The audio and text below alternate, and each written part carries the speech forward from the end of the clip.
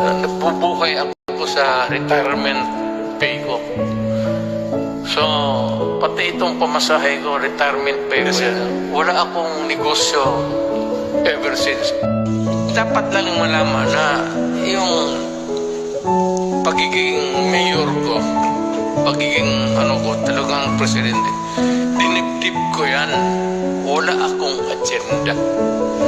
Wala akong dinagdag na baski isang poste sa bahay ko. Wala akong bagong kotse. Hindi ako nakatikim ng Mercedes-Benz. Dinibdib ko talaga ang trabaho ko para sa bayan ko. Tangina kung mabalik ako, arestuhin ko kayo lahat. Kayo, nagpasok sa Congress, eleksyon, nanalo, Seiko, paglabas niyan, pagkatapos, Rolex na. Pumunta ng Malacanang, nakatamaraw,